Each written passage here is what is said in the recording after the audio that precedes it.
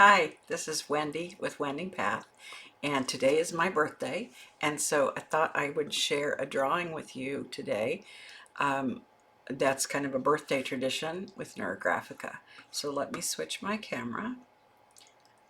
I'm going to be drawing on a pretty large for me anyway, size sheet of paper. This is an 11 by 14, but you can do this drawing on any size piece of paper that you want. So for this drawing, today is my 63rd birthday. So I am going to do my catharsis. That's the scribble that we do to release emotions. And I'm going to do it for 63 seconds. So the tradition is to do one on your birthday, as many seconds as you are years old, and as you're drawing to reflect on your life, on the time up until today. And so I'll do that, and then we'll do some rounding, and I'll show you how I put it together. I'm gonna do, I like to do my catharsis with pencil, so I don't break the lead of my marker, break the tip of my marker. So I've got my timer set for 1 minute and 3 seconds, and I'm gonna get started now.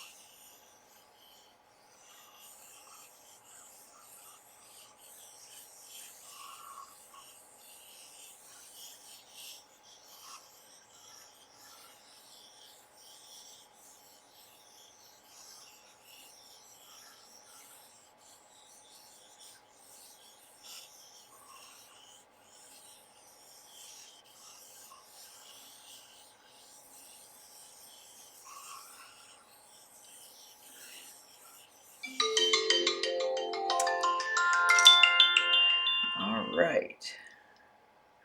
That was my 63-second timer. That was a long one. It's a long time to draw and think over your life. But that's what I was doing. So now I am going to get started. I'm just deciding how wide a pen I want to draw with. This is going to be a lot of lines. I think I am going to go ahead and use my thicker pen though. I like my Pitt pens, and I'm using a 1.5. Obviously you can do whatever works best for you, whatever you'd like to do. So for anybody who hasn't rounded or done Neurografica before, all we do with rounding is we're turning these V's into C's, and or U's into U's. Sorry about that. See if I can get a little bit closer so you can watch me do it here. So right in here, I've made a V here by my pencil, creating a V, and that represents conflict of some kind. And so we like to round those out in Neurografica. And I'm gonna just start right here in this space. So with my thicker pen here, some of my lines are gonna get obscured pretty quickly, but that's okay. This is a very big drawing. Not only very big, but lots and lots of rounding to be done. So I think I'll make my task a little easier for myself with this thicker pen. So we just keep going around, making these sharper edges, these fast turns. We're making those a little bit thicker, a little bit rounded. Sometimes I like to think about it like river stones. We pretend each of these shapes is a river stone on the bottom of the riverbed, and they're all pretty sharp. And over time, years and years and years, the movement of the water against the rocks erodes the rocks, and shapes them into smoother stones. So I'm taking my rough rocks and smoothing them out. Smoothing out the rough edges. And of course all these intersections on this drawing represent many of the rough parts, more turbulent parts of my life. And so I'm thinking a little bit about that as I round these out.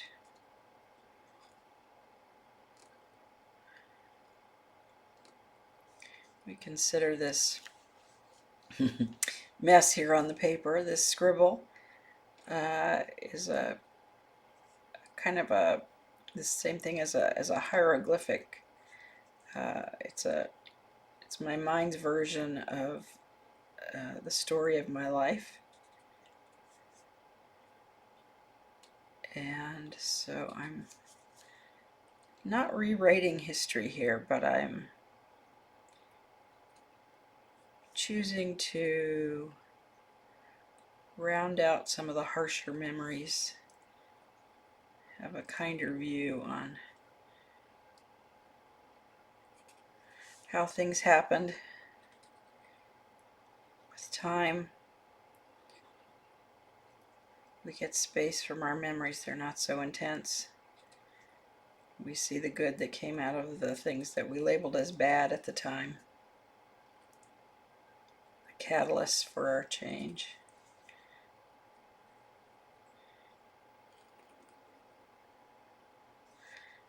So if you want to draw with me, you would just set a timer for as many seconds as you are as you are old.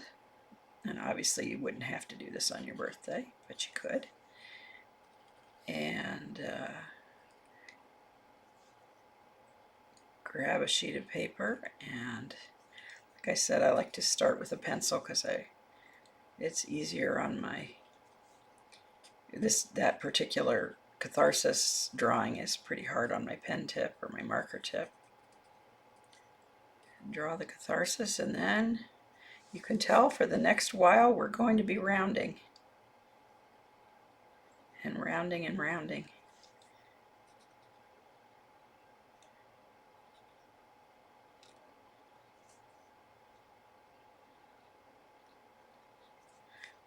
So not trying to make perfect circles here as I'm tracing around these shapes, just making them more rounded shapes, and then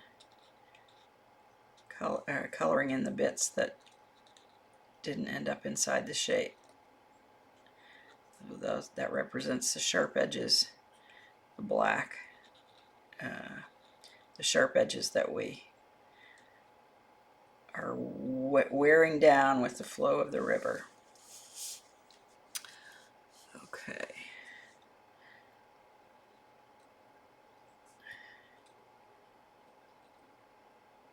So I've got my camera on fairly close up right now to help any of you that are new to rounding see how to do it. But I'll back off here in a few minutes and you can see the whole picture.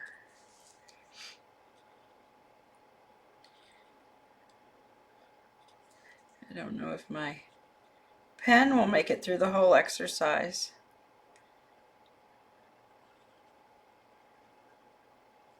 I just got a new pen out the other day, but I draw a lot. So I go through pens pretty quickly.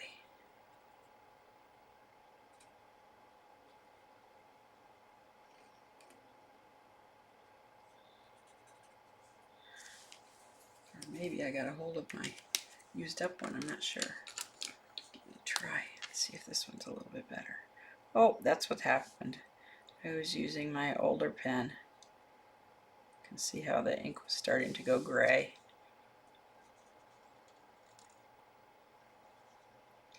Now I've got plenty of ink left. So here where these lines get really close together, I'm just going to color that in with marker. That'll just be a thicker line. It's not important to know what each of these symbols represent on your paper. This scribbling, this catharsis was done intuitively, not consciously. So your unconscious knows what you're drawing. And just looking at your whole life as an overview. There's a bigger space here at the edge.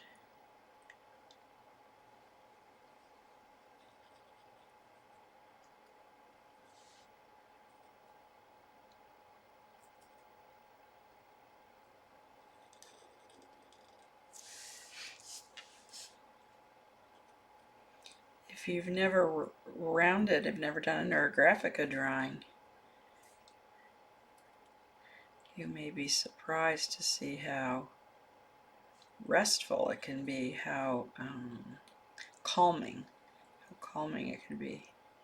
And this one is obviously going to be a long drawing. Plenty of time to calm.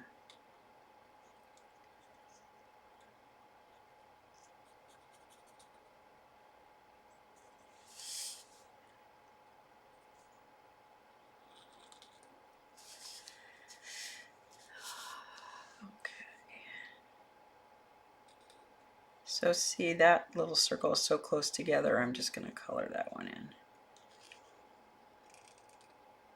That's personal choice. I know from all the drawings that I've done that I want to focus on these bigger spaces, and if I'm going to gather any information from this drawing, which I usually do when I draw with Neurografica, it'll be from these bigger white areas as opposed to the little ones. So coloring that over is fine.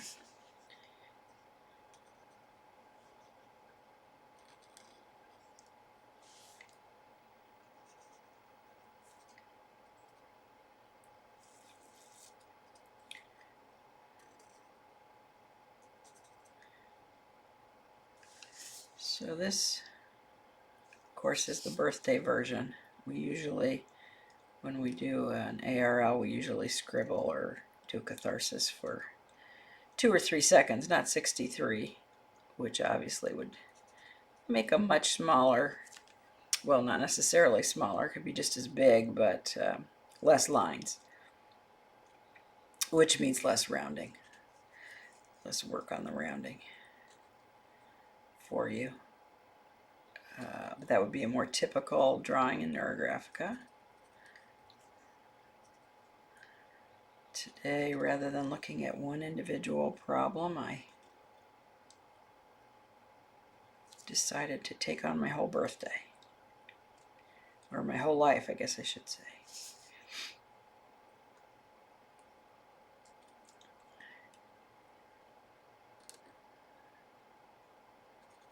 Wearing away all the sharp edges. Probably time for me to back up so I stay where you can make sure I keep my drawing in the frame.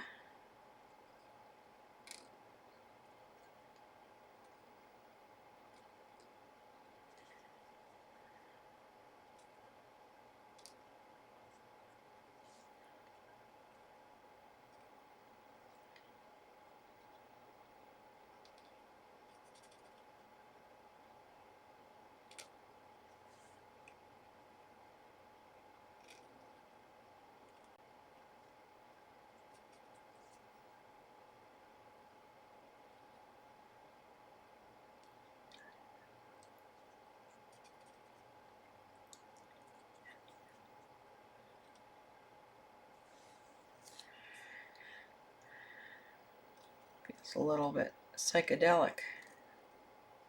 I mean, it's not psychedelic, but it has that 70s big flower look to me. guess I'm dating myself there. But I suppose I told you it's my 63rd birthday, so I'm already dated.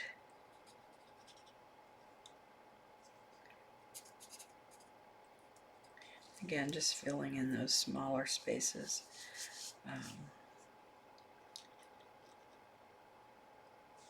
That's my don't sweat the small stuff. My nod to don't sweat the small stuff. We say in Neurographica that we fill in those spaces because they represent the small details, and when we focus on the small details, sometimes we miss the big picture.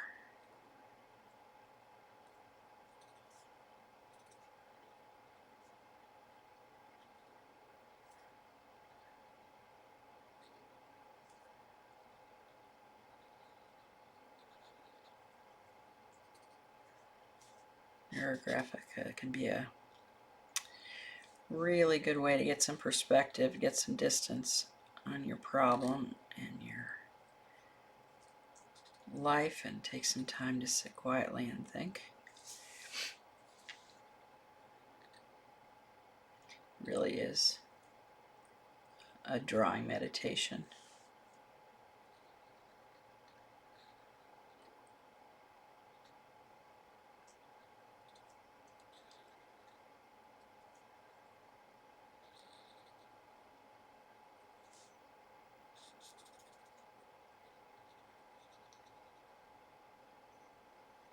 I've been doing Neurographica for over 3 years now. I draw most days, or at least several days a week now, and it's helped me quite a bit in my life, in my journey.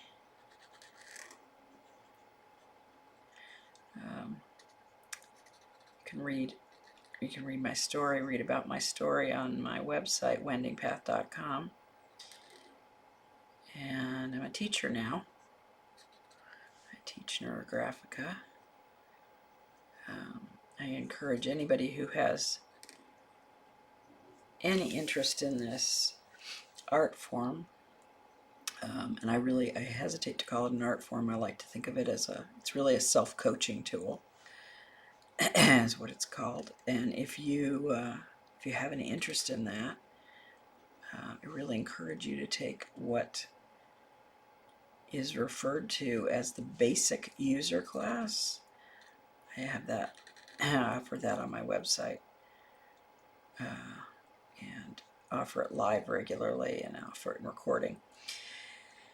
And it's a 4-session class, lasts for 4 weeks, and it teaches you what we're doing here more in depth, why, how, and several models to give you some choices when you want to work through issues, picking out the right algorithm to facilitate what you want to do, the direction you want to go. And you'll leave that class with a solid foundation, excuse me, solid foundation in how Neurographika works and how to use it, what makes Neurographika different from NeuroArt. And you can go on from there. There are lots of classes. But many people just take the basic user course just to get that solid understanding before they go off on their own to work with Neurographika and use it in their self-development. So I encourage you to check that out. This is a version of one of the algorithms that we learn, that we teach in the basic user course. We call this one the ARL, algorithm for releasing limitations, because we tend to focus on the limitations, the things in our conscious minds or unconscious that are holding us back.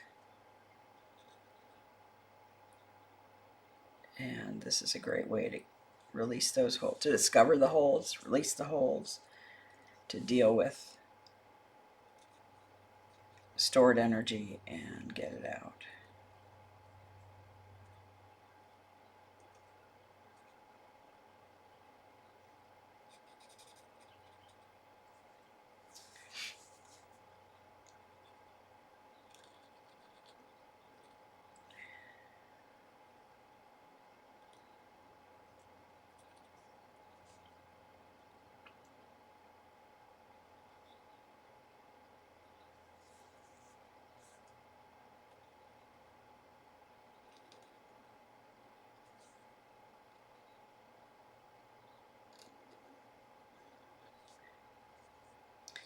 The basic user course is offered by many teachers,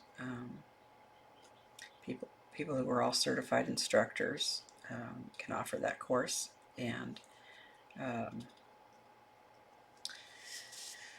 excuse me, the classes are all the same in the sense that the curriculum is written by Pavel Piskarov, the creator of Neurographika. So you'll learn the same basic information in each class, regardless of who your instructor is. So it's really about how the class is taught, and I encourage you to find a teacher that you gel with, that you feel comfortable with. The class is only 4 sessions, 4 weeks, but there's quite a bit of interaction, and we spend quite a bit of time together, so it's good if your personality or interests match the energy of the instructor.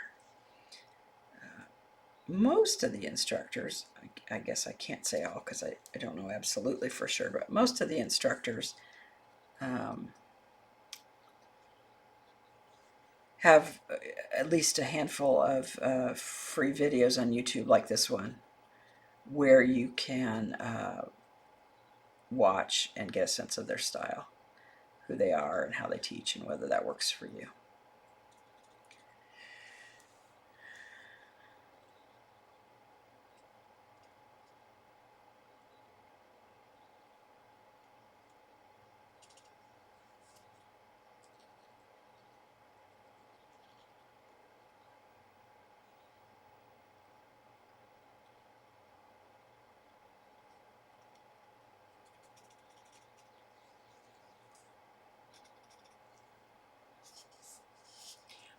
That is quite a lot of lines.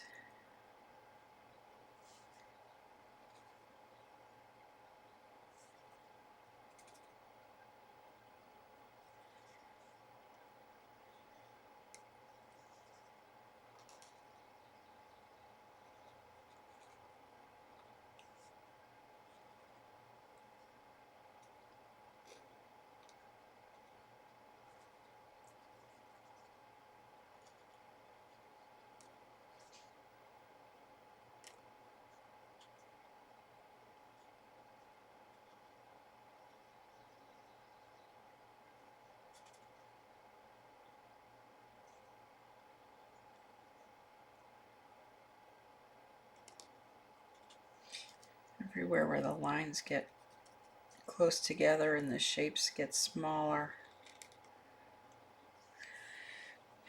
is where there was a lot of energy focused, where I was drawing for a longer period of time. Right in here is one of those.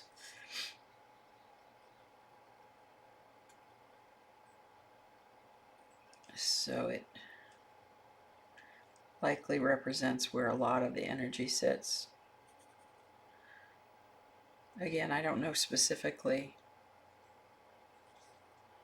what period of my life or what specific incidents are being represented, or I should say I don't know in my conscious mind.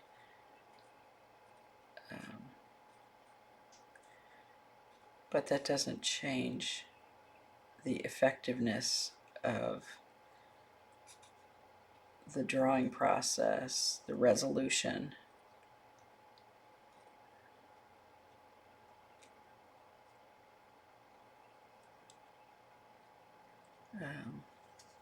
The healing that I can get from the process isn't tied to knowing exactly what areas of my life I'm smoothing over at any given point.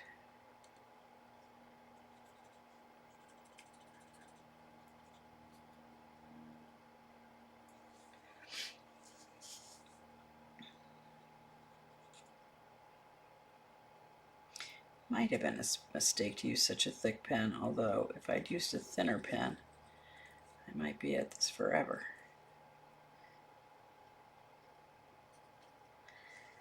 Always an argument on either side. Just trying to make sure I got everything over here. Okay. I don't think I'm halfway. Making progress.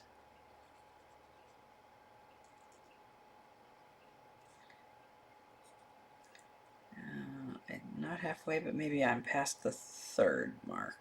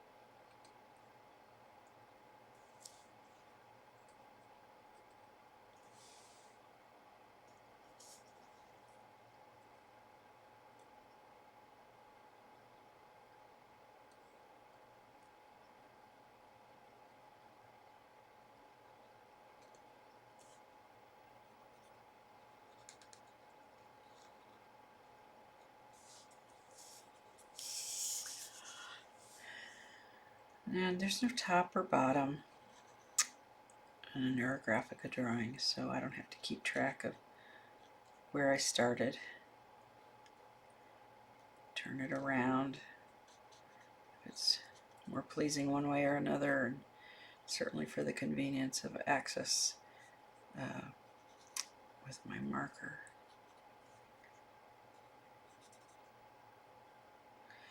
You can do Neurographica with any paper you have laying around. I like a thicker paper, typically use a drawing paper. This is an 80-pound drawing paper here, because it holds up a little better to everything I'm going to be doing to it. The marker certainly, and then the coloring as well.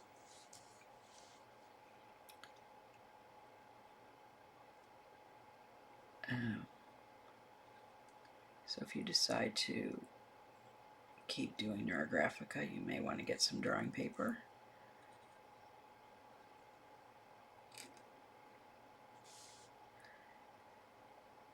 And one of the things I like about these markers that I typically use is they don't bleed through the paper.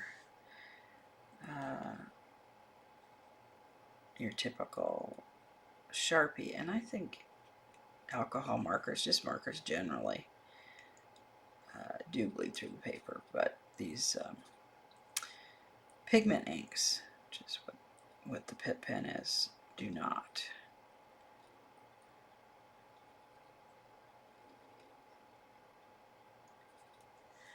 So that's one of the selling features.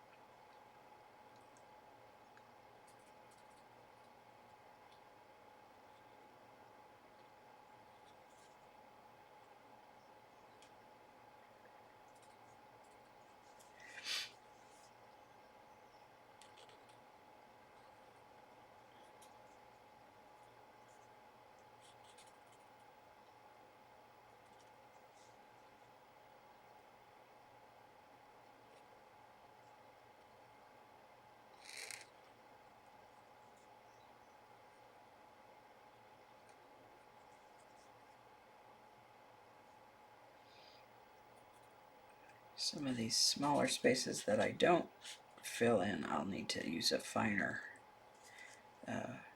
marker, finer tip to round out some of these corners.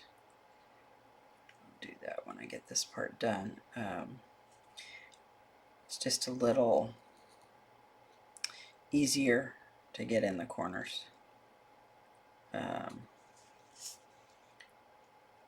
With the fine liner, and to make sure you've smoothed off all the sharp edges.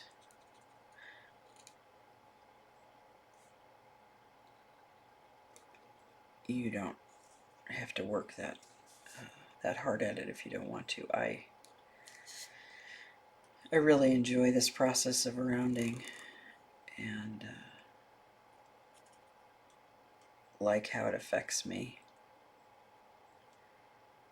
on the paper and in my life.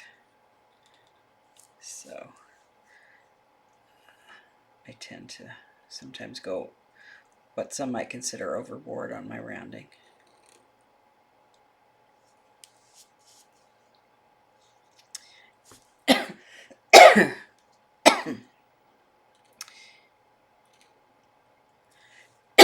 Excuse me.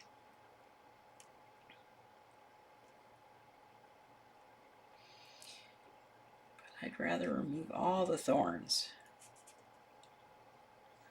all the sharp edges from my memories, all the sharp edges from my past.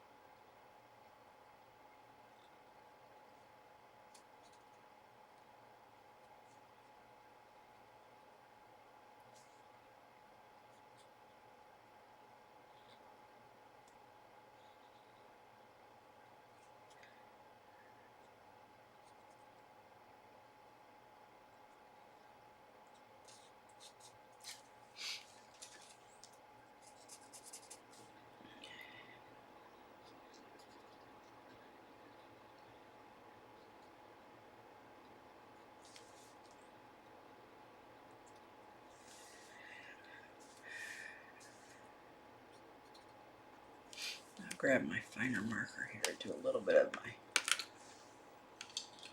cleanup work and show you what I mean by that.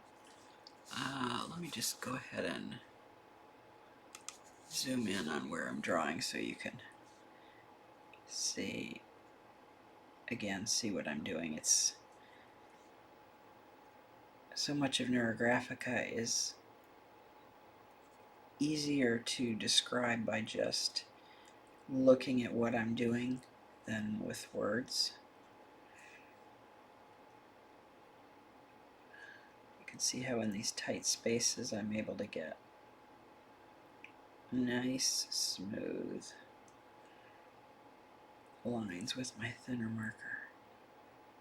I'm going to go ahead and connect this point. We don't want any open points on a Neurographica drawing. All the lines have to either go to each other or the edge of the page, and we'll be taking all these lines off the page when I get done with this part.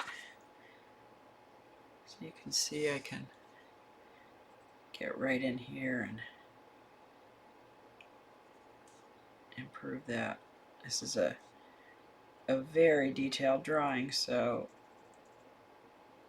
I probably will not get it rounded the way I would with something that isn't so big.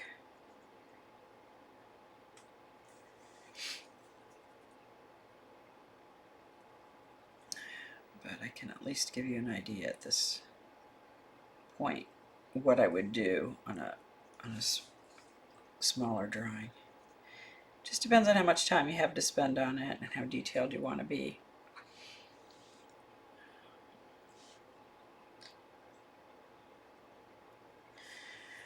All right.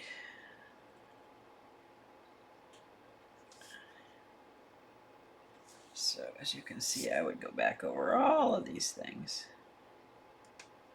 Take off all these little sharp edges.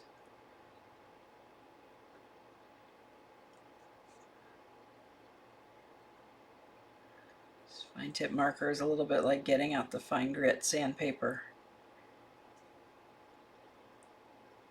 Cleaning out the last little bit.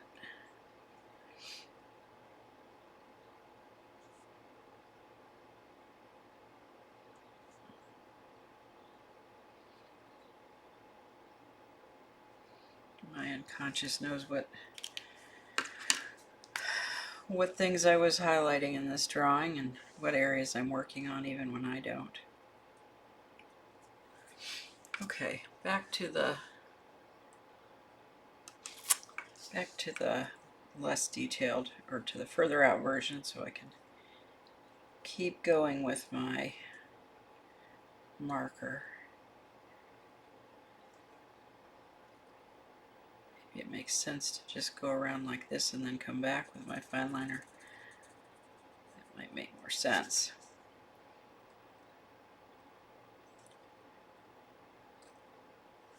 I'm not always trying to be more efficient with my drawings, but again, this one is rather detailed.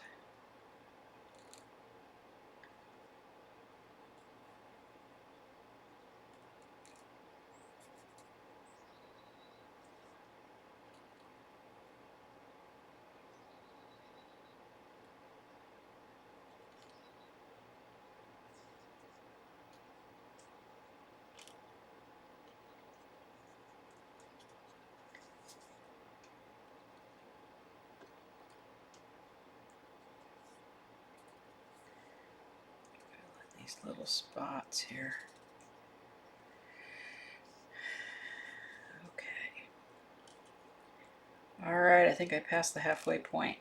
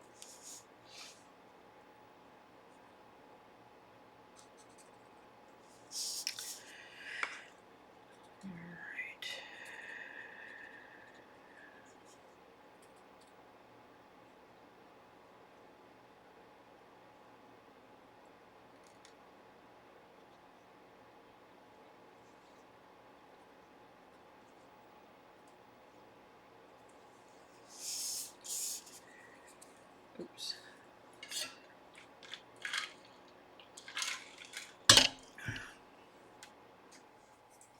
Drink lots of water when you're doing this healing work.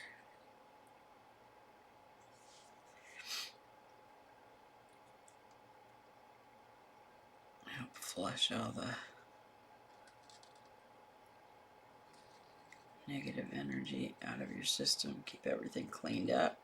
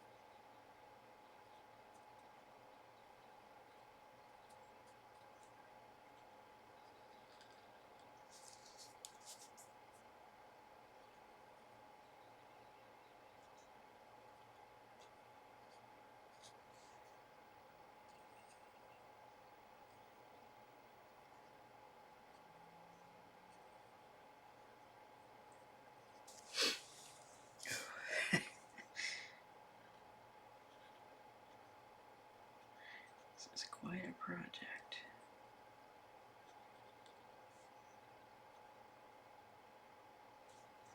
I don't think I did this drawing last year, but I know I did it for my 61st birthday.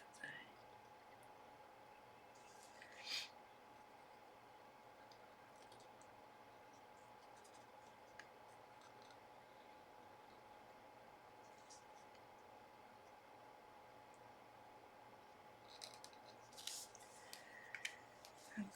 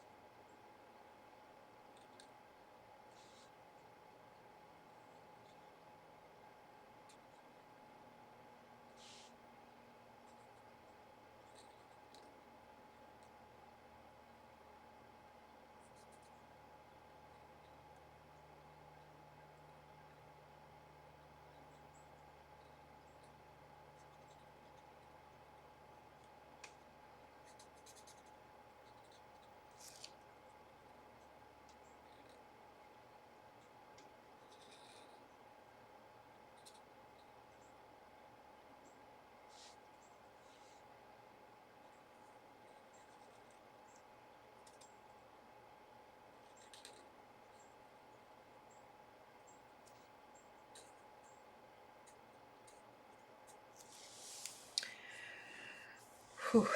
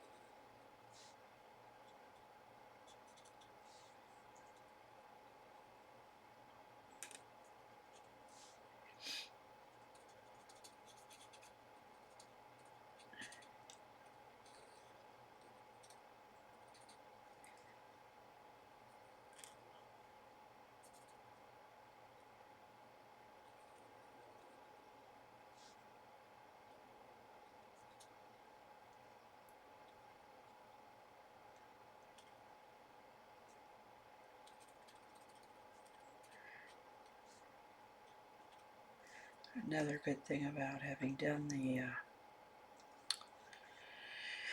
catharsis in pencil and then going over it with a pen is that I can easily see areas that I've missed where I need to go back and do some work where I probably missed rounding.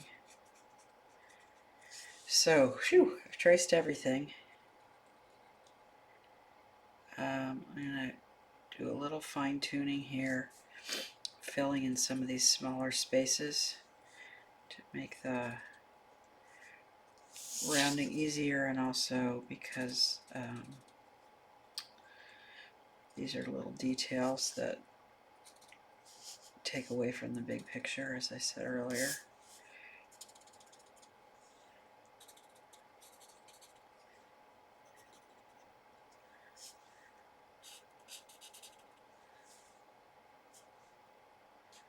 And I want to do this before I start rounding so I don't spend a lot of time rounding all these teeny tiny spaces and then deciding which ones I don't even need.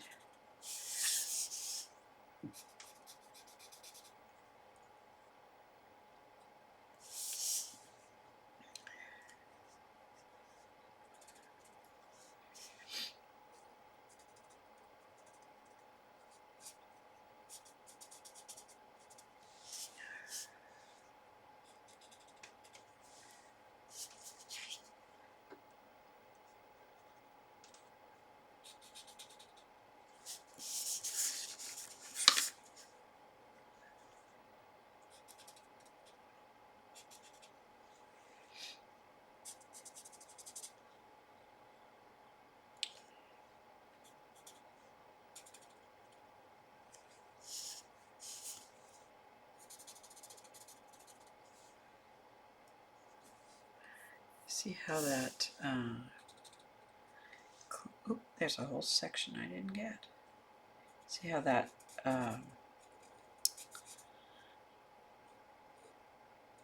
filling in these tiny circles brings the whole picture more into focus. It's not pulling the attention the way it was. I don't know if you could see that.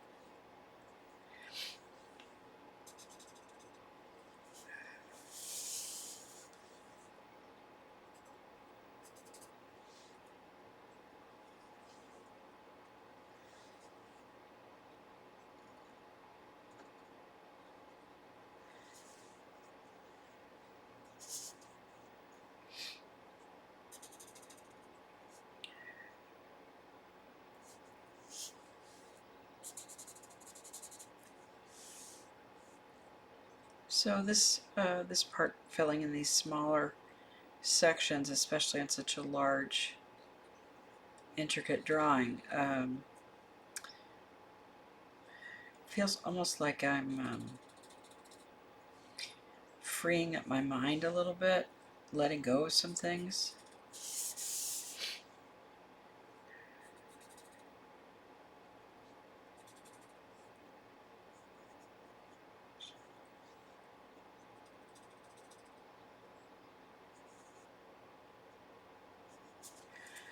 Alright, now I'll get out my finer pen and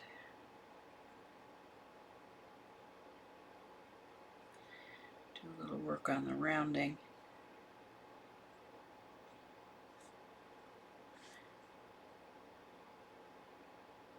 Now I could spend hours and hours going over the same areas.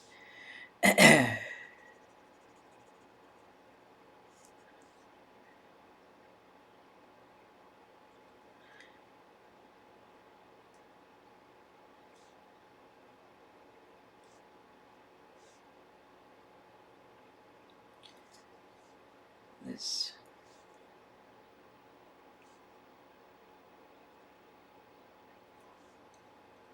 process on this particular drawing, I think, helps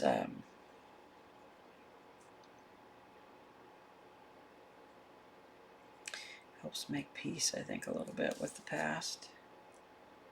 At least that's how it feels right now.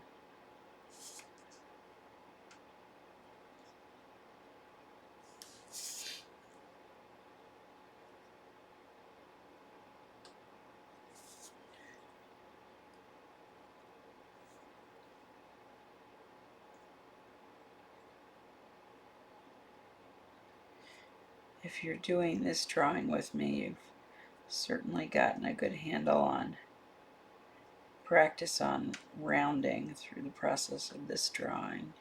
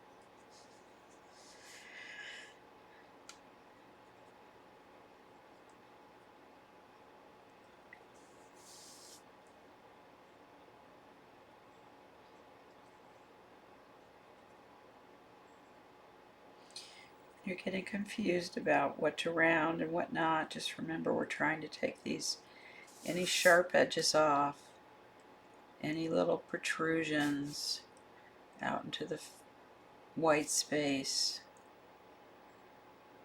Think of it again like rocks in a river. Think about how smooth those rocks are after years and years of the water running over them.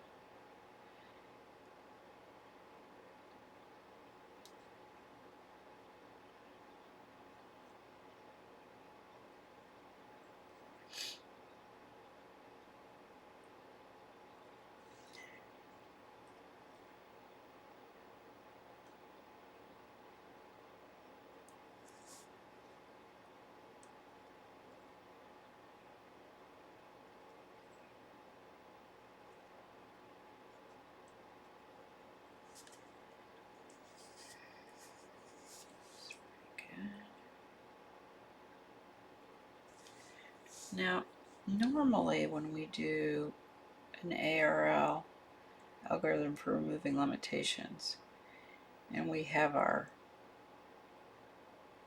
I did one, by the way, on getting started with Neurographica, which is another video I've got on YouTube and on my website that you're welcome to watch, where I explain more in detail the steps that I'm doing here. So the goal normally with that type of drawing is to what we call melt the catharsis. That is, we draw enough lines over the catharsis and through the catharsis that the catharsis itself is no longer central, and ideally can't even be picked out from among the lines that are showing on your paper. With this drawing, there are so very many lines that I will just draw a few additional lines, really mostly in the margins, to connect my drawing to the outer edge, to the edges of the paper, which represent the outside world, the background of my life. And of course, we're all connected to society and friends and neighbors and colleagues.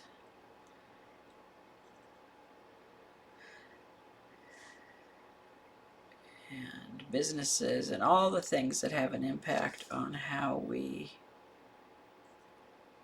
move through our lives. And so we like to represent that contact.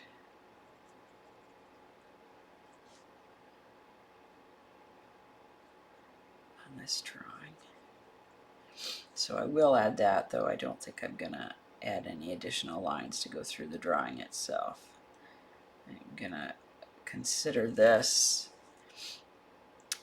a portrait of my 63 years, and I won't try to cover it up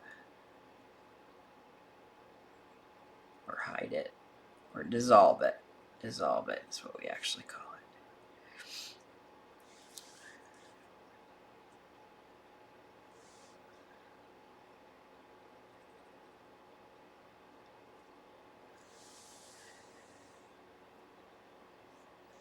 Looks pretty good.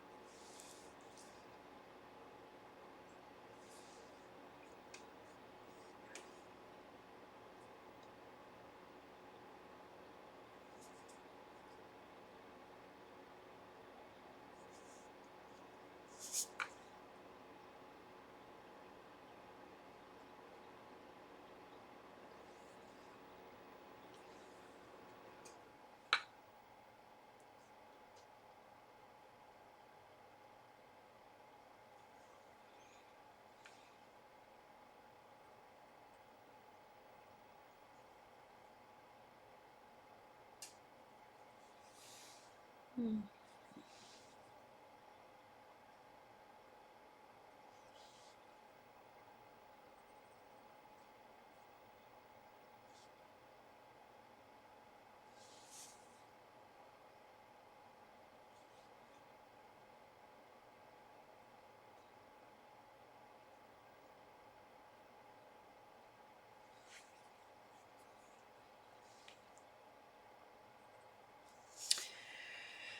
Well, I'm sure I'll find more as I go.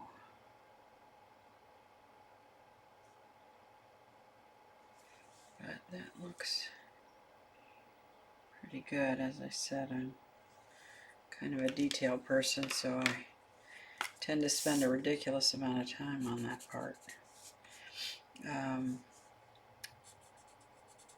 But it just depends on what's important to you. As you do more and more drawings, you'll get a sense of the impact of the different steps and whether they're important to you, whether that impact is particularly important. So for me, clearly, the rounding is a significant piece for me in terms of what I get out of the drawing process.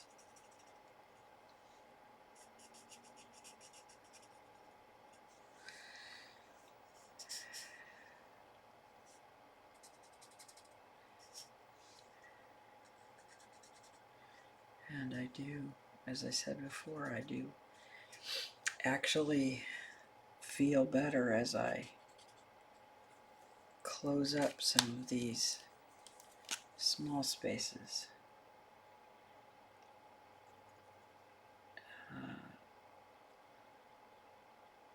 Figuratively letting go of these details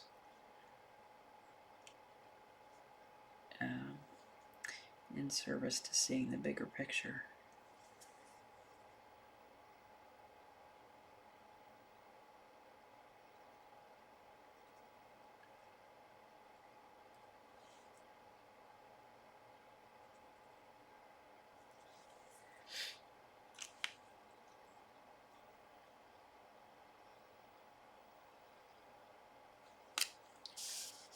Back that up a little bit.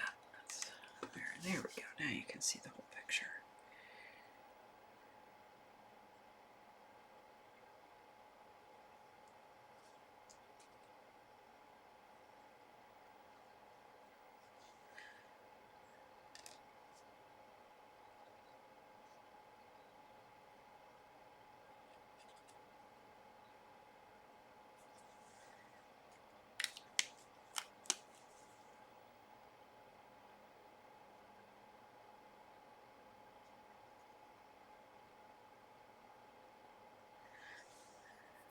Looks good.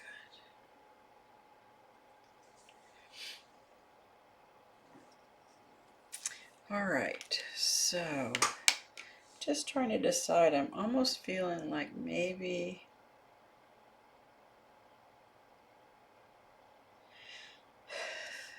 no, I'll go ahead. I was just debating whether I wanted to attach these to the edge or not. So I'm just going to take a few of my lines and have them go off the page.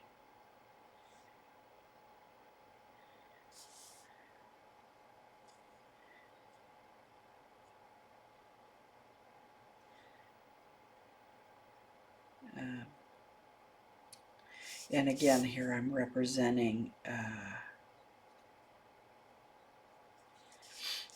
my connection to the outside world, to sphere of influence, greater society.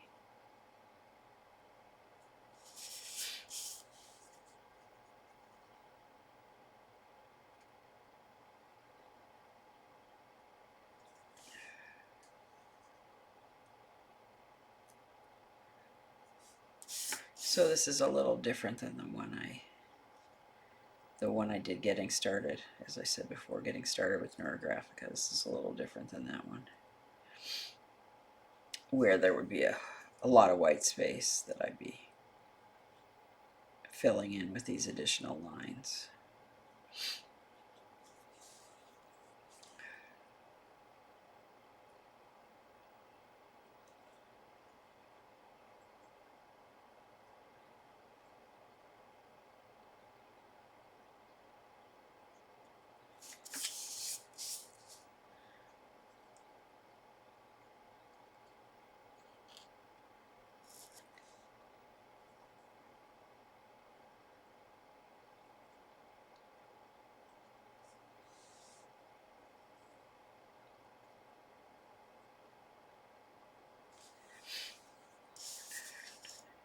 Yeah, that looks good. It feels more connected,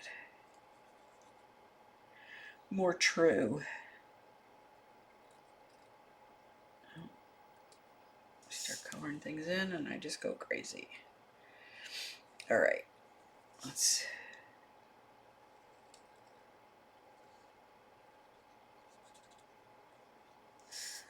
oop. See, every time I look down I see something. Here's an edge.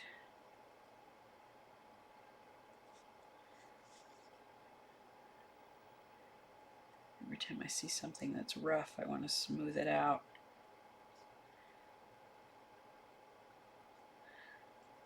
It's my life I'm looking back on, and I want to smooth it out. Smooth out the rough edges.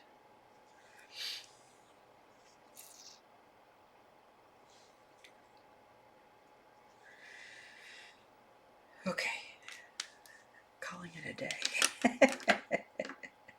All right, the next step in this drawing is to add some color, which is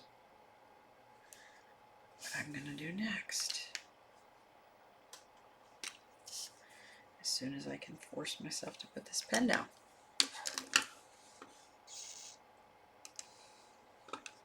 So in Neurografica, when we color, one of the primary rules is that we color in groups. If you think of each of these white pieces on my paper as a piece, we want to be integrating or joining pieces together with our coloring. So no piece, no color stands alone. So because I color one blue, then I color at least one adjacent piece blue.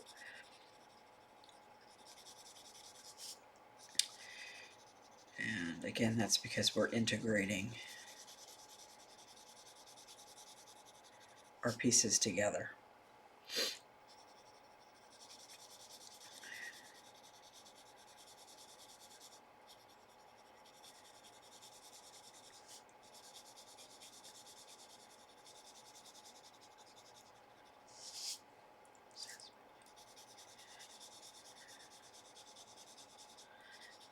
As far as choosing colors, it's your drawing and you color it whatever color you like, colors you like. And then another rule with Neurografica is that each piece, calling each little white section a piece, is a single color, right? So it's not half blue and half yellow.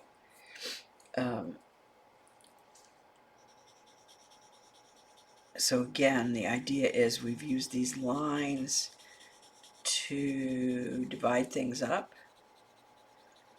for a variety of reasons, which we talked about quite a bit in the basic user course. But anyway, we've divided these pieces up, and now we're joining some of them back together, or we're joining them back together in distinct, discrete groups.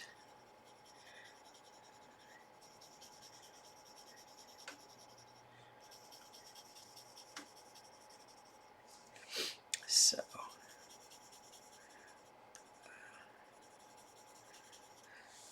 think of it that way.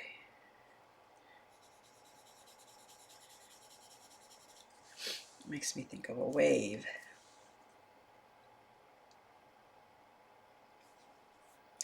So in Neurographica, sometimes we draw like this and we look down, or even just with the lines, and we see things in there. You look at it and you're like, oh, I see a heart, or I see a flower, or a snake, or whatever. Sometimes it's even more elaborate than that.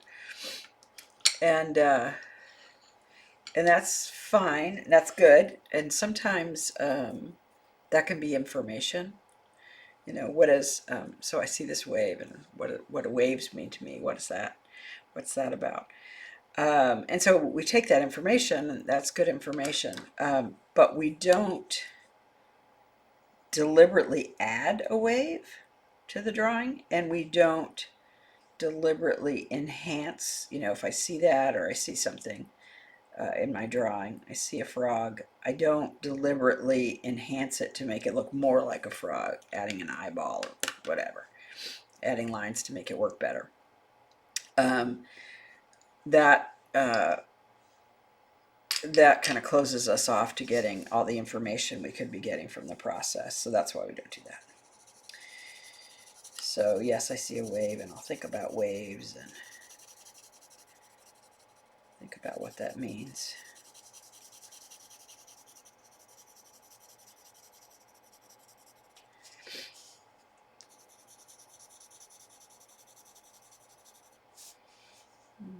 I often see animals that have particular meaning to me. There's a lot of references online to what certain symbolism, what things mean. You can, I like to make notes about things like that on my drawing, on the back of my drawing, so that I have it with the drawing.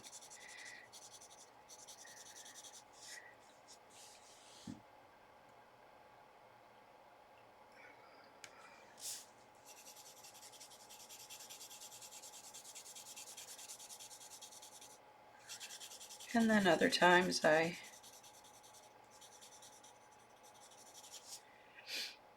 draw it and don't see anything at all, and that's okay. It's very abstract. It's still giving me information, no matter how abstract it is.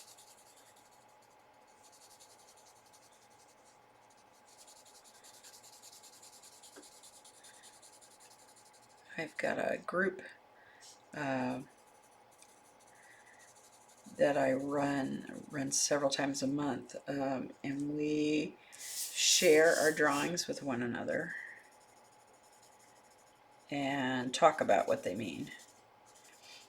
And that's a lot of fun, very interesting way to explore. So if that's something that interests you, I'd love to have you in there. I do require people in that group to have taken the basic user course.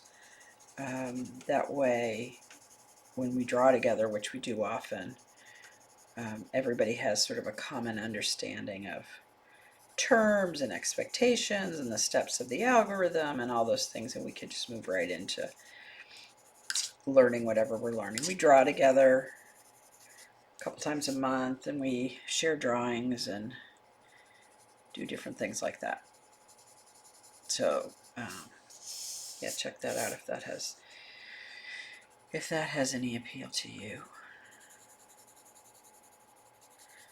It's incredible what we're able to find, help each other see in our drawings.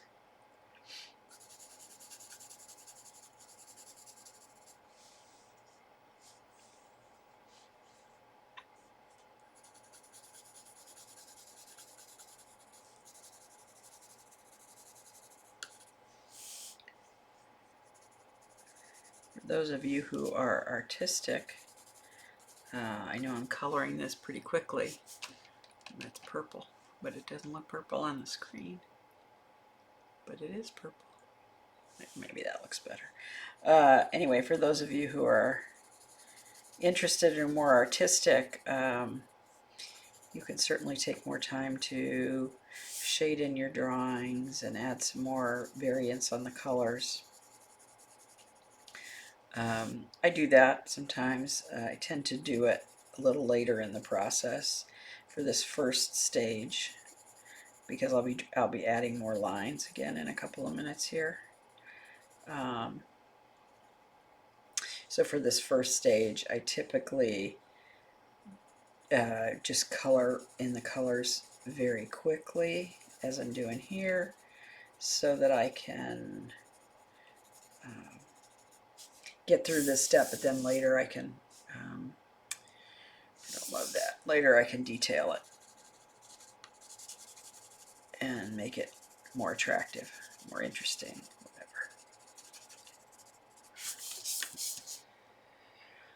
I like that. And that's like a big purple tree.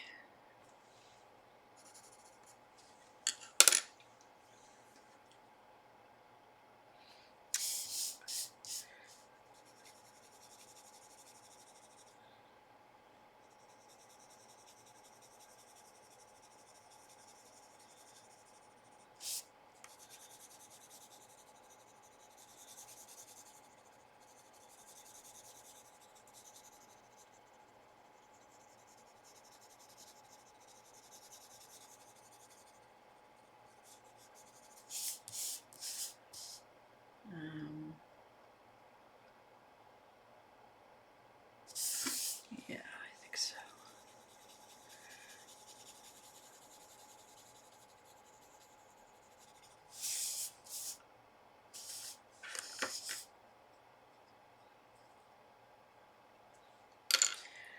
All right, now I'm gonna add some orange, which I know aesthetically for a lot of people doesn't go with this drawing, but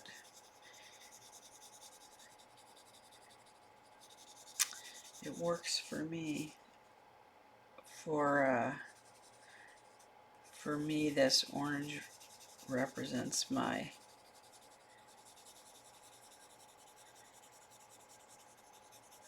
creative side, my sacral chakra, my creative center. So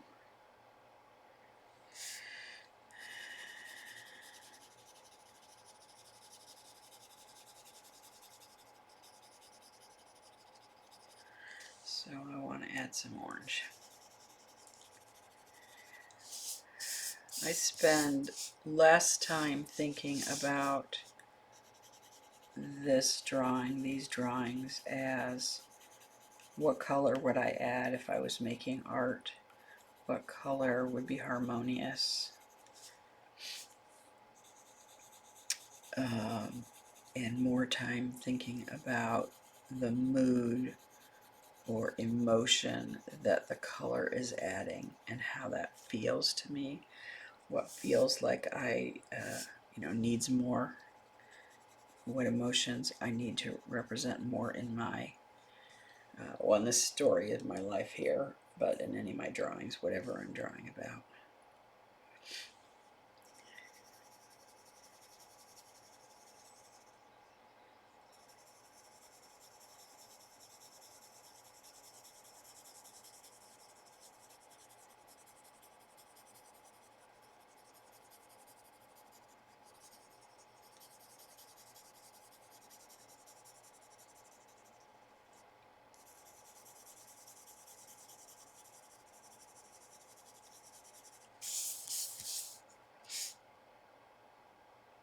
Oh, this is kind of fun. I just love these swirls of color.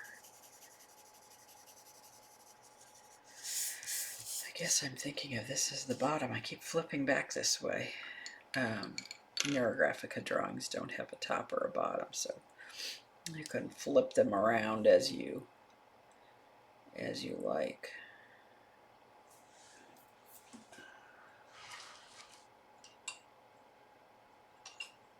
I almost always add brown to my drawings, and I know some people don't like brown.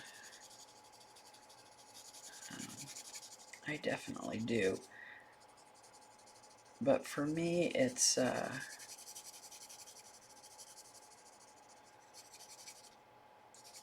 grounding color, and so I like to add grounding to most of my work.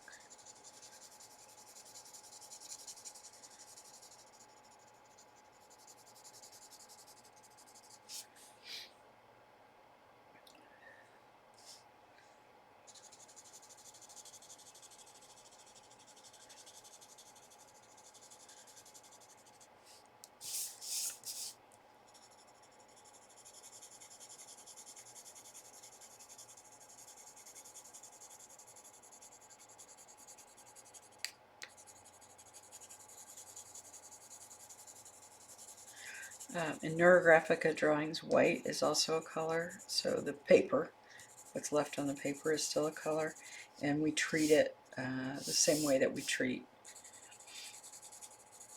any other color. So single spaces of white aren't allowed. We want to be joining, so joining those pieces together, integrating them.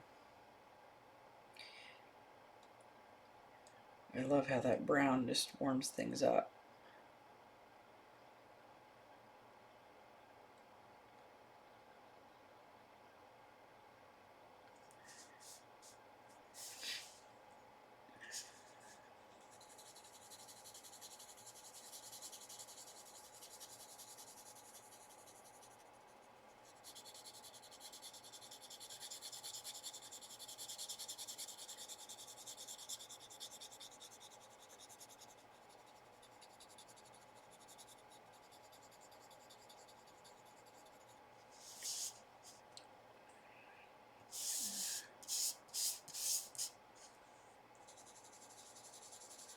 Notice when I'm coloring,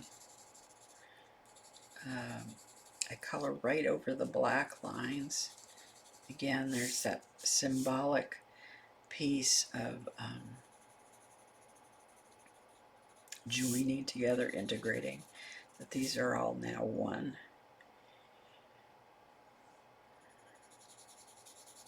If you decide to color your drawings with marker, it's good to make sure the marker is a light enough color that the black lines or marker lines show through.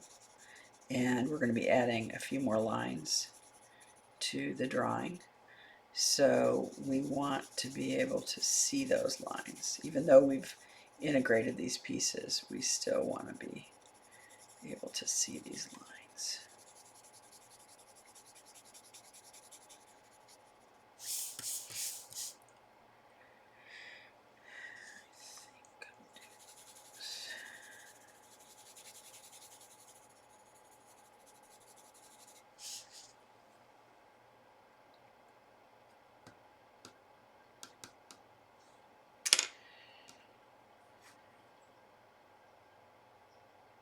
Green, that's what I want to add.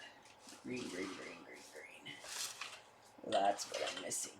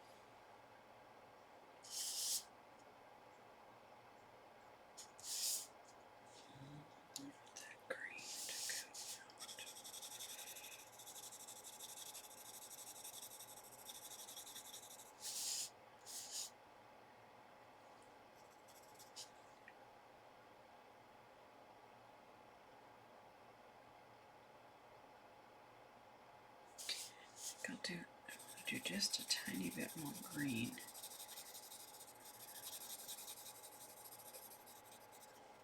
Going up this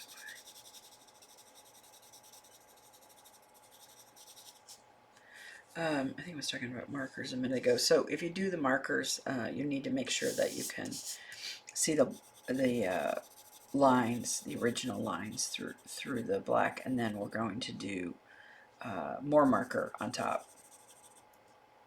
here in a second. And you want to make sure that whatever medium you're coloring with isn't so waxy or chalky or whatever different problems the different kinds of substances have, that it doesn't interfere with your marker. So let me show you what I mean by that. So the next thing I'm going to do is add my field lines. My field lines represent they're thicker than the other lines that are here, and they represent universal energy. They represent the energy that's greater than my own personal energy. So these are going to be thicker lines that go up through my drawing. They don't have to go up, but they go through my drawing. And you want them to be, you know, they're universal. They're representing the strong energy in the universe, and so to represent that, they're going to be thicker. They're going to stand out. It should be clear, excuse me, to the person looking at your drawing, which are the field lines, universal lines, and which are just your regular lines. And these lines, as I'm drawing them, can be right on top of your other lines. They can follow your other lines, or they can be brand new lines.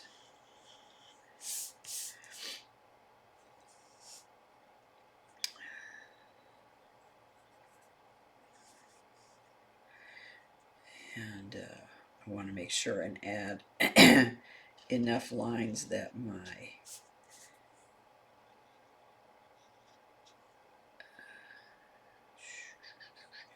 my drawing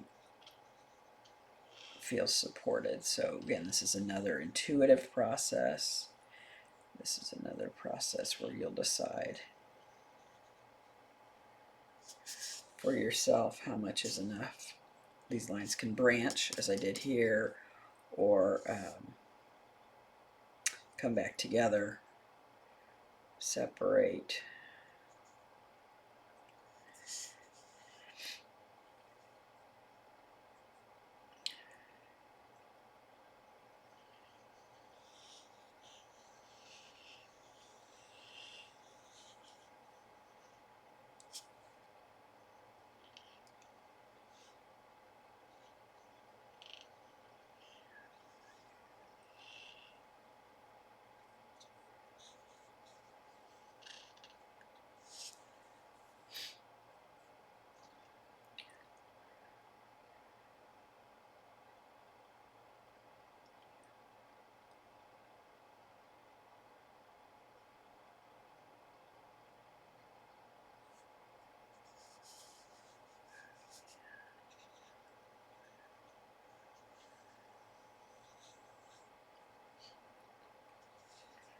Okay.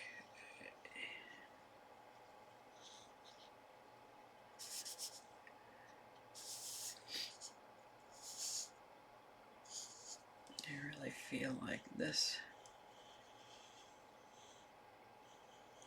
almost already is a field line.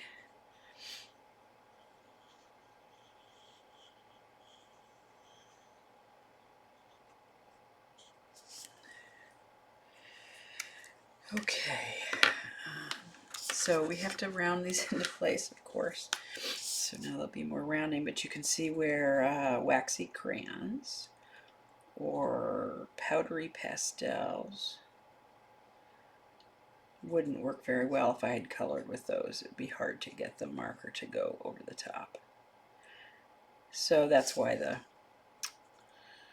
colored pencil works really well. Light markers or highlighters is also very popular. Works really well.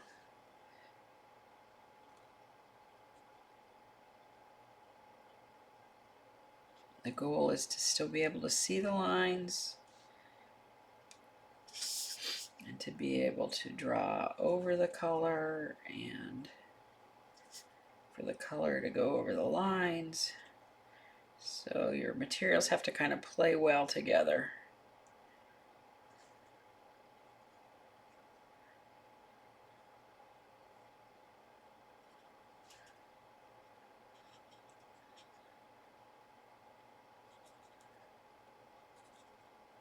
So rounding just like I did before.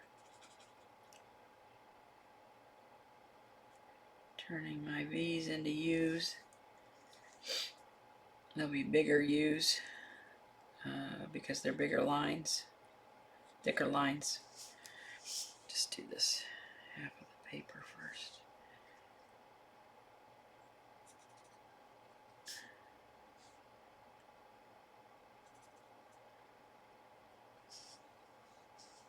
So this is the energy that supports us on our journey, travels beside us on our journey. By adding the lines to our paper, we're asking for that support. We're acknowledging the presence. It has different meanings for different people, and does vary from drawing to drawing in terms of the purpose of the drawing. So I'm drawing my life that I've had, celebrating it a little bit. So these lines for me represent the presence of this universal energy or divinity in my life.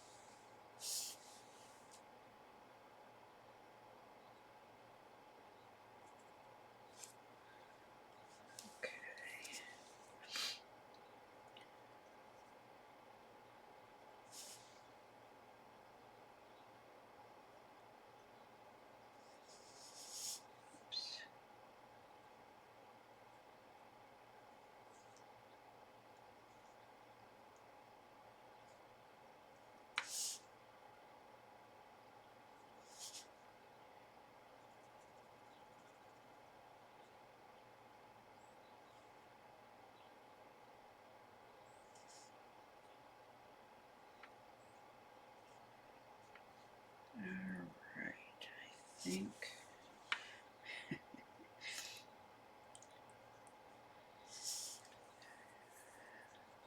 All right. So you see how my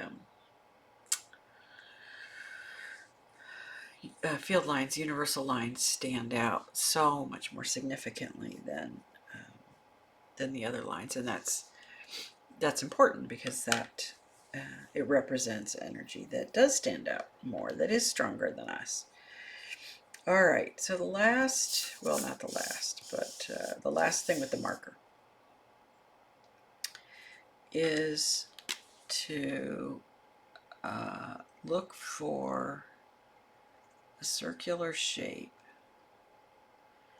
to affix that becomes the focal point of the drawing and the information we take away with us. So I'm just looking to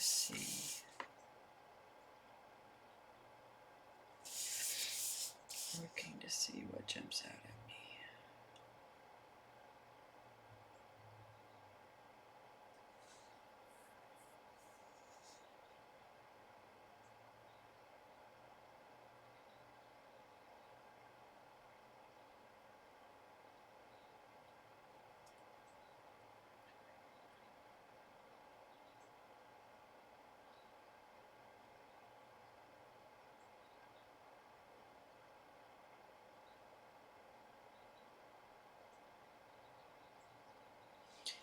So I'm drawn to this area because those three lines are there, but it doesn't include any blue, and I really like the blue, so that's something I'm thinking about.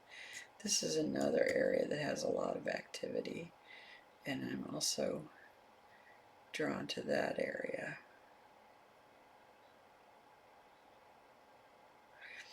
So you'll see that there's some arcs in my picture here, and I could create a circle out of any of those arcs for my affixing as well.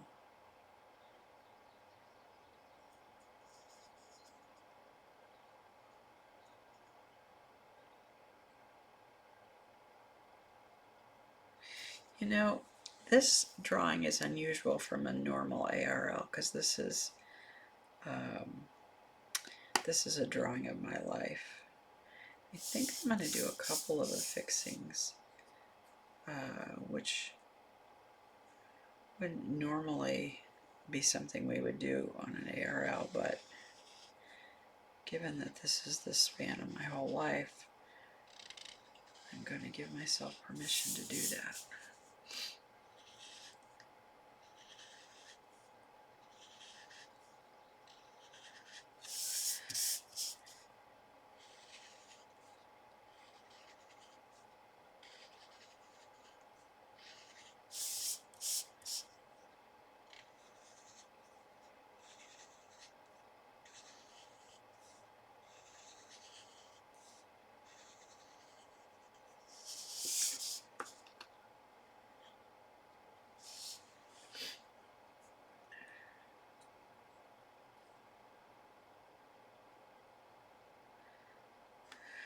Well, maybe not.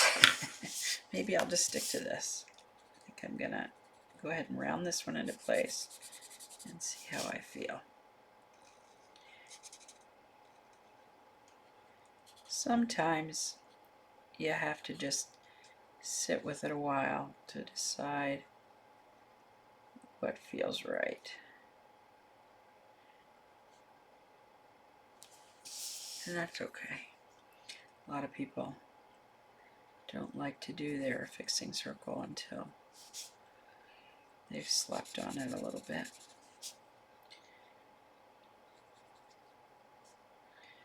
This Neurographia Neurographika does a lot of shifting on a neural level, reattaching, or I shouldn't say reattaching, growing new neural connections, making new neural connections. And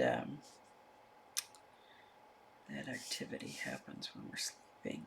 Excuse me, when we're sleeping. So again, some people feel like if they wait overnight and then take a fresh look at their drawing, it'll become more clear what area they should affix. And I do that sometimes too. And it can be pretty effective. So you have to decide what works for you in each of your pieces.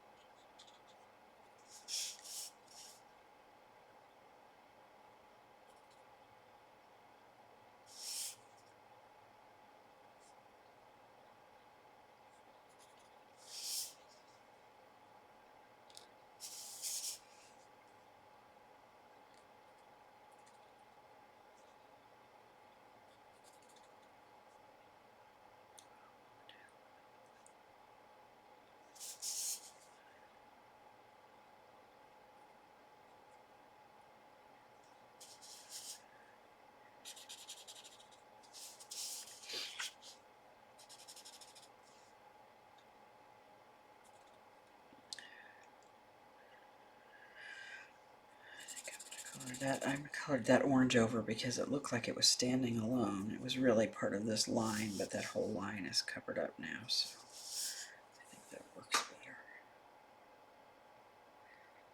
I think I'm going to leave it like this, at least for today.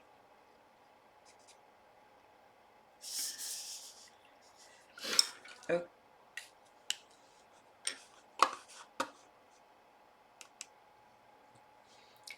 Alright, I'm going to do just a little bit of highlighting. So another thing you can do what you want when you get to this stage, the style stage, style step, as far as making your work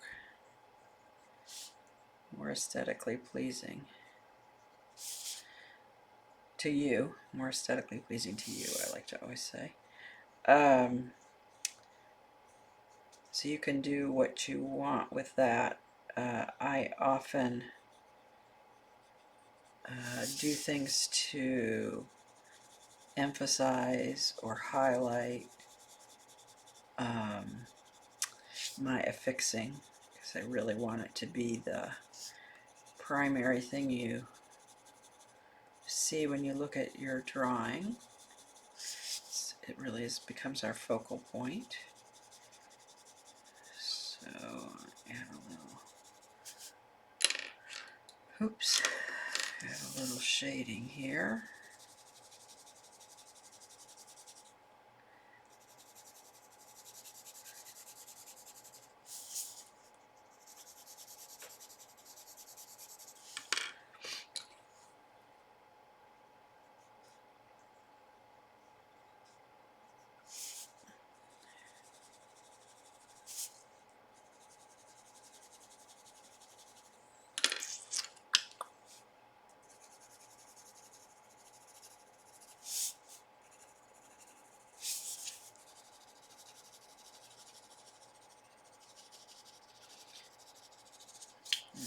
you with artistic talent who want to come up with other interesting things to do, you're welcome to do that. Scientific literature is pretty clear these days that if you find something aesthetically pleasing, you are more likely to get something from it, connect to it, retain the information. So that is one of the reasons to make your drawing more attractive if you want to do that.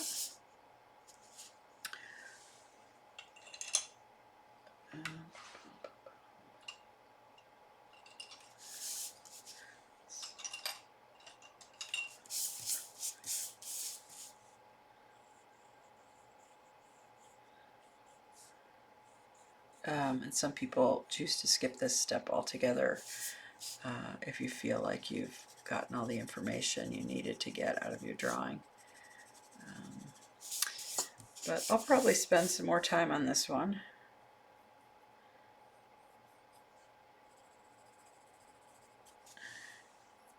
Try to get it to where I'm a little happier with it.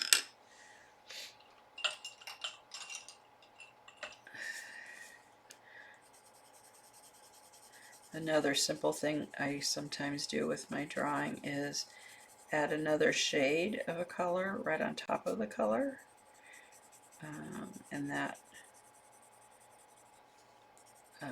gives a little more dimension, a little more depth to the color itself. You can see if you compare those two. This one is a little bit more dull. And I actually usually, if I do this, I usually do it all over the whole drawing, so you can imagine that takes a while too.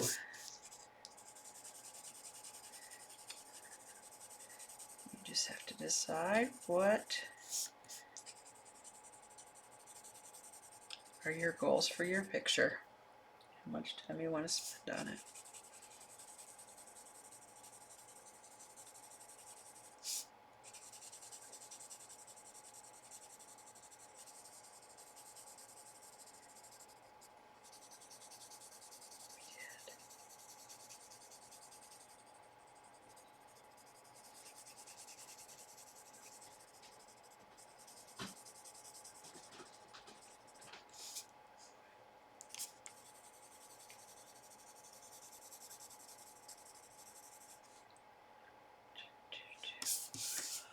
I don't know how well that shows up on the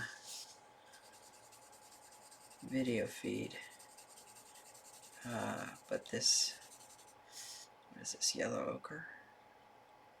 Light yellow ochre, excuse me, on top of this brown really makes it richer, quite a bit richer.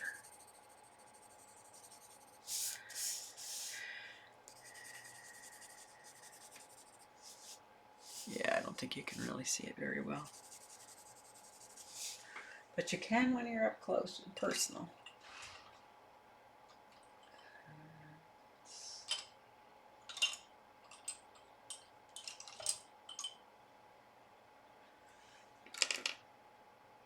Let's see, I got this.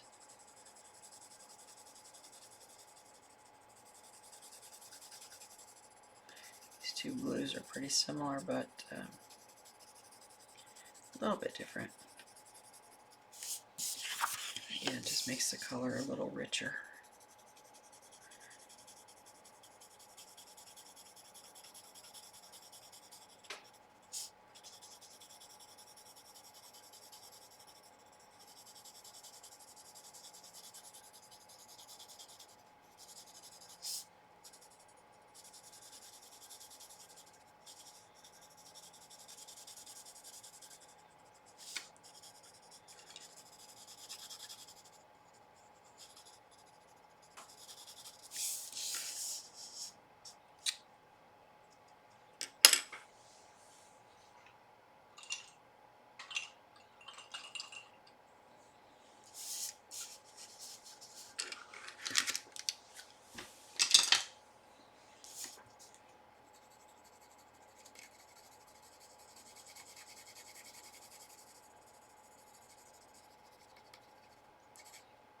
guess you can see that green change a little bit on the camera.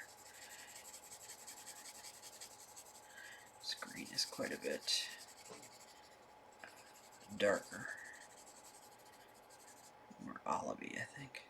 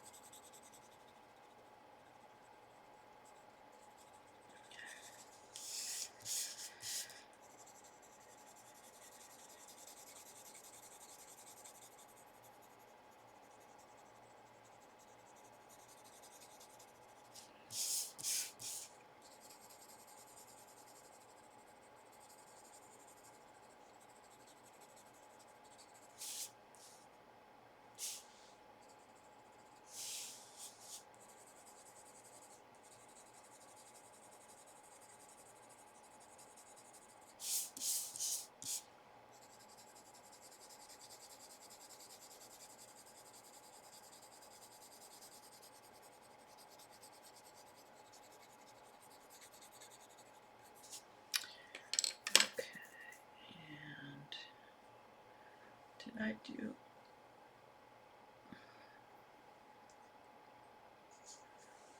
I can't tell. I can't tell if I. Looks like. Well, I think I only did the purple on the inside of the circle. Do a little bit of a different shade of purple out here.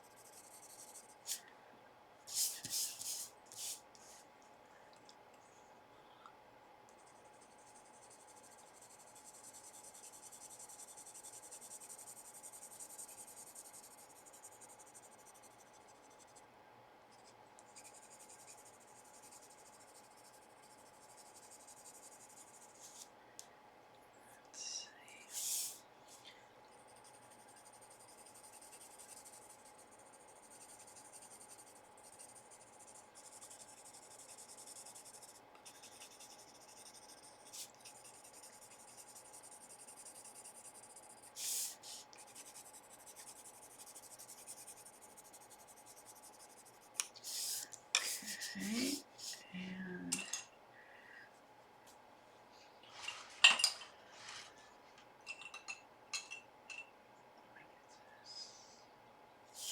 tangerine. Yeah, that's the right one. Get this orange too. Sorry, I'm probably kind of mumbling. I sometimes do that when I'm working on a drawing. When I don't have the camera on.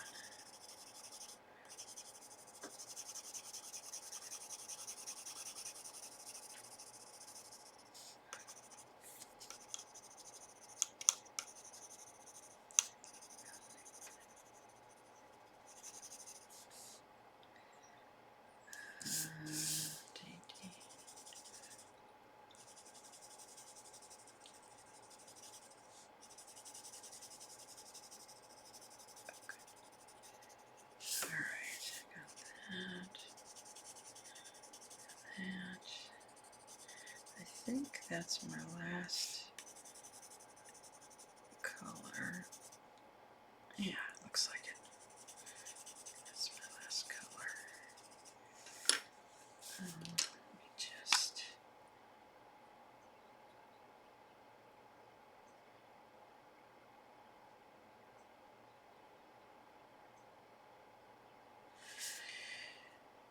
Okay. So that is it, other than any journaling I want to do. So the reflection process is a really important part of Neurographika.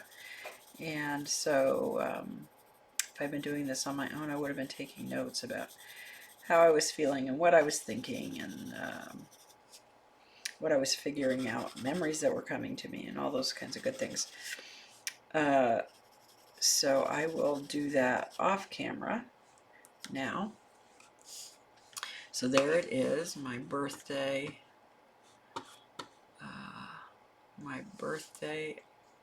drawing. So thank you very much for joining me, and check out my website if you're interested in more classes or seeing what else there is to do. Thank you so much, and like and subscribe to my YouTube channel too. That would also be helpful. Thanks a lot. Bye-bye. Just wanted to pop back on here for a quick minute. I did end up spending quite a bit more time on my drawing. Here it is. It took me about 2 hours, just so you know, as you're thinking about what you want to do, to get the shading the way I want it on this drawing. So, so there, I guess it was like this, I think, when we were looking at it last. So there it is, my my birthday drawing. I think I called it Symphony of My Life at 63. And I've done all the shading that I wanted to do. I ended up highlighting all my field lines and my fixing to help make them stand out a little bit more and kind of look like they're vibrating and rising off the page. So I'm feeling pretty good about this one. I hope you decide to draw it, and thank you again for joining me. All right, bye-bye.